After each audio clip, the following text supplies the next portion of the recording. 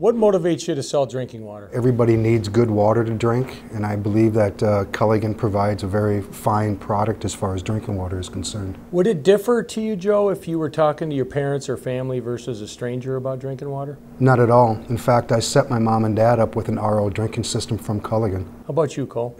Not at all. I firmly believe in the product. It's all I'll let my children drink, so it's what I believe in. So, Topher, how do you feel our drinking water options compare with the competition? Well, truly, I feel there's really no comparison.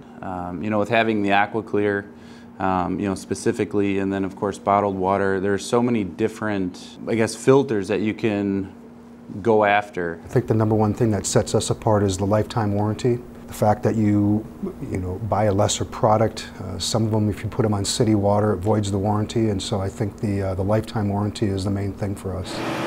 If you guys believe in it and you say we're heads and shoulders above the competition, then how do you get people to the point of committing to you on a $1,200 product versus, say, a $300 product that they could find in a big box or on the internet? The fact that, our filters are, certified for 1,000 gallons, maybe should be changed on an annual basis.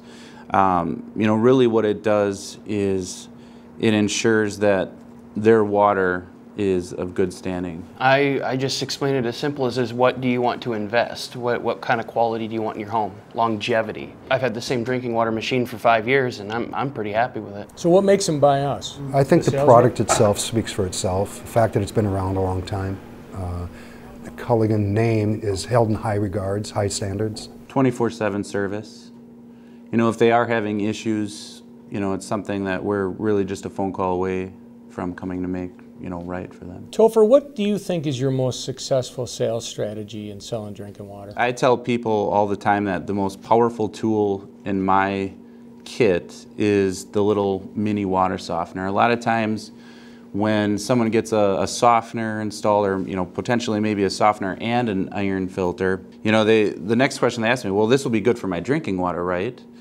And what I really use that mini water softener to do is teach them the difference between good drinking water as well as working water. So if you use that mini water softener and do a TDS test with the raw water, maybe, 500 parts per million. But you use that mini water softener and it's still going to be right around that same number. So it really is an eye-opener for them to realize that they're going to have to do something else to get that premium, drinking water that they're looking for. I just start with simple questions. Is what do you do for your drinking water? I mean, do you drink out of the faucet? And I always use the word faucet water because it separates drinking water from working water, and it makes it very simple for them. Okay. Joe, how about you? I bring up drinking water quite early in the presentation, number one, and number two, I always, without exception, bring samples in similar to this. I do it for two reasons. Number one, you can offer them something to drink so they can drink good Culligan water. But when I test water for a TDS level, what does a number really represent? When you tell a person they have 300, 350 TDS, the average person doesn't know what a TDS is, even if you elaborate on the acronym. And so what I do is bring the samples in and we test the faucet water like you had mentioned, but then I also compare that to Culligan water, and that seems to be the best asset that I have into marketing the drinking water. So what preparation goes into selling drinking water then, before a call? Was there any preparation you do? Well, I know in our office we have a large map of the county, and for the last 18 months we have really tried to pinpoint areas of problem waters, such as arsenic or nitrates. And so we even put little stickers on the map with a simple A or N indicating that these are the type of things that we have seen. So, when I go into a house, I kind of have an idea if maybe they're in an area where there has been, neighbors that have had issues with their drinking water. And so you can somewhat use that as ammunition, so to speak. I always start with the commitment objective is that I'm going to sign an order for drinking water. And, I'm there for a softener, but that drinking water is going to be the first thing we talk about. What questions do you guys ask about drinking water when you're in the home? What are some of the questions that come to mind right away? How much water do you, typically people have bottled water in their home, and so I ask them how much bottled water they go through in a week, or month, a day. I think that's one of the main questions I ask. What do you do when you, when you want to cook? Do you cook with the water? Do you want to use better water to cook with? Those kinds of questions. Cool, how about you? I like to just outright directly ask them how much are you spending on bottled water, and then what do you do when you run out?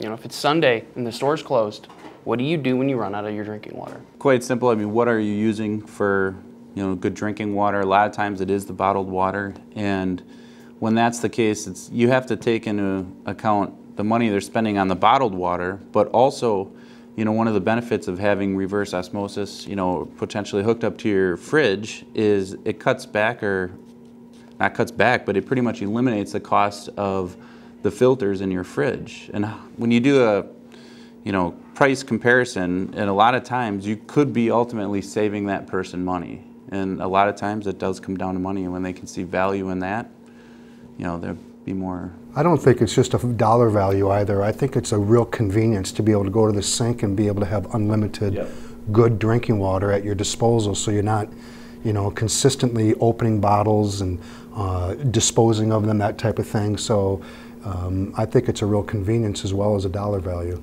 When do you think the best time is to ask these questions in the call? I do it almost, I don't want to say immediately, but I do it quite early in the call.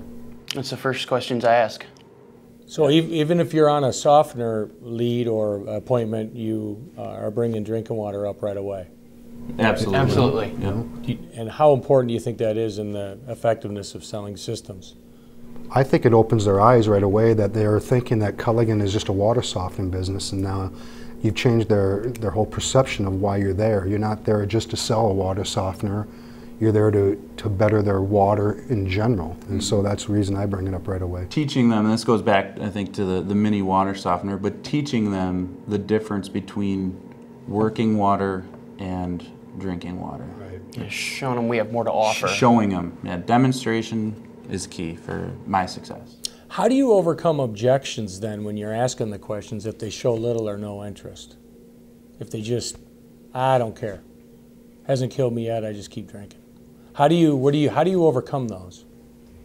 Sometimes I just move on and come back to it later, which has worked before. It depends on the specific objection. If it's something that I can answer readily, I try to answer it right away. But sometimes you merely acknowledge the objection and then come back to it a little bit later on in the presentation. When I'm on well water, I ask them if they've recently had their well tested, so that they know the conditions of their drinking water. If it's not a concern of theirs, I tell them, well, most of the things that could potentially be harmful to you, you can't see, taste, or smell. So you must have had a well test to prove that, your water's in good, I guess, drinking condition, so to speak. When it comes to price, how do you gain commitment with price? I break it down with, if it's a rental, I break it down with it's basically $1 a day. I mean, can you afford $1 a day in order to have unlimited drinking water? Most of my customers, when it comes to drinking water and RO systems, are rental units. I don't sell a lot of the units because people like, again, the convenience of having, the filters changed by Culligan, that type of thing. And so I break it down to its simplest form, which is basically $1 a day to rent the system. Well, when I present the package, so to speak, on my iPad, I have, package A, B, or C. And, basically I break it down as to good, better, and best. And package A may be an AC30, which is going to give you great water. But, an AquaClear or package B, you always have the advantage or opportunity to add filters later on if there is something that you end up finding in your water. And then package C is the AquaClear with the Total Defense filter, or sometimes the arsenic. So just kind of, most people, what I have found, aren't going to go just with the good. They're going to lean more towards the better or best. I like to break it down to the same. I do a lot of rentals, and when you compare it with a softener, you're only paying like $1.50 a day, $2 a day to have the best quality water you can have. And most people will buy a bottle of water during the day, and they spend a buck, buck and a half on a bottle of water. And when you show them that you can have unlimited water for that same amount of money, it's kind of a no-brainer when it comes right down to it. Most people drink more water and use drinking water more than they really realize for cooking and Pets, plants, everything. And so I even had one person who put an RO in because they needed to fill up their machine for the sleeping machine, and they were able to use the RO water for that instead of having to go and get distilled water or you get a special. Exactly. Say, Cole, you had a year ago or so were really struggling with selling systems and had a very tough time at first, and now you've found the magic to improve drastically in your performance. What advice would you give a new rep or a struggling rep in how to overcome that? A lot of times you got to pay attention to the buying signals, because they'll tell you when they want to buy. And one of the biggest problems I had was I didn't ask for commitment when they were ready. I didn't say, "Can I write this up for you today? Can we go ahead with this?" And I started doing that. I've started working better with my Act 3 and questions. So, follow your action selling and start asking people for your business. You're there for a reason. They called you to come out to their home to sell you something to them. When you get the commitment for a water softener, maybe you even know before you get in the door that this person is just, they want a water softener. You might have to really work to sell that reverse osmosis system or bottled water route or something like that. So don't be afraid to ask for their business, but don't also get too excited to just forget about drinking water, because ultimately you're hurting yourself and them. Joe, what advice would you give? I have to go back to the samples. I too, like Cole, when I first started, struggled a little bit with the drinking water, and part of it was that I was afraid to bring it up, like I was trying to oversell them. And what I got into was bringing in the samples, and basically what that enabled the sales call to turn into was more of a conversation about good drinking water, as opposed to me trying to sell them something. When you're sitting there having a conversation with them and they're drinking a bottle of Culligan water, and they're telling you how good the water is and how refreshing it is, to me the samples is what made me sell more drinking water systems. I really believe in the idea of providing good drinking water as you're in the presentation. A lot of times a customer will ask you if you want something to drink, and it's pretty easy just to reach over and grab your own water and say, "How about if I offer you something?" And I get a good reaction out of that quite often. So it's worked for me. Would you agree that one of the easiest things that a sales rep could do is bring drinking water up at every call? It's kind of a no-brainer. That's what you're there for. Takes no extra effort. No, I actually, I joke around with them as soon as I walk in the door, or, as soon as we've kind of transferred into the kitchen. I always have a little bucket with water in it, and I always joke saying, "Hey, I brought you a six-pack. It's not necessarily the cold and sudsy kind, but this is even better." And I have 3 bottles of the purified water, and I also bring in 3 bottles of the drinking water, because I have had some people who, they're so used to well water that purified water is a lot different tasting, and so they may not lean more towards the purified, but if they try the drinking water, which has some added minerals, then I know maybe they're more a candidate for bottled water, bottled drinking water. Any particular success stories anyone has that where they maybe had a very difficult call that turned into a great sale when they thought maybe it was just going to be a softener or maybe nothing? Joe? Yeah, one in particular was I was in the home, and I brought up the drinking water, and they were quite adamant that they weren't interested in that they were going to just use their bottled water or whatever. But when I tested their faucet and came up with right around 400 dissolved solid, and then tested the Culligan, the guy literally, "Are you kidding me? That's really the difference?" And 20 minutes later, we're writing up the deal for the RO as well. And that's why I really do believe in the samples, because you can show them what good drinking water should register as opposed to, what their faucet water is. Another thing that I did was, I have RO at my home, is that I made ice with the trays. And what I did is that I've taken photos of that ice with my hand with my finger behind it, and when you can look at the ice and see my finger through the ice and then take the sample of their ice, which basically puts the TDS frozen right there in their hand, and they can see the difference, that's why your ice is cloudy, is because it has, you know, the stuff in it that's not supposed to be there. And so I use that all the time, and it does work. So demonstrating versus telling is visual key. To me is huge. When you can see it black on white, I mean, you can't dispute it.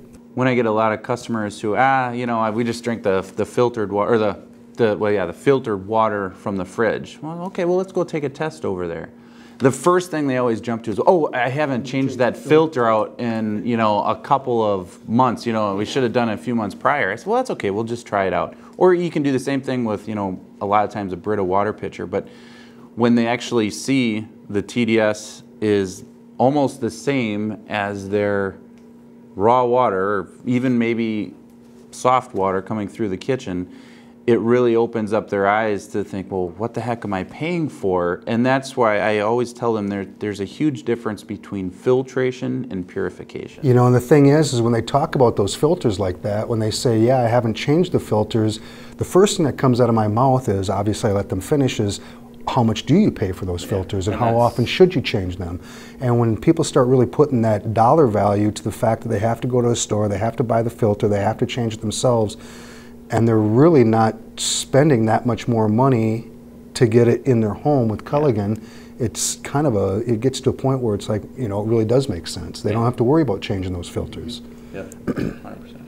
I had a customer that didn't want to hear anything at all about drinking water, so I gave him a bottle and I said, freeze this, fill up one of your water bottles there and freeze that, and then I'll call you in the morning. And there's your visual. When I called him in the morning, he says, it's clear, and I said, because it's pure water. You know, that's what you're using for your ice creams. That's why you have floaters.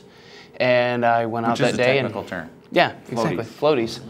Yeah, so I went out that day and we signed him up for an RO system. Scott calls it mushy ice. Mushy ice.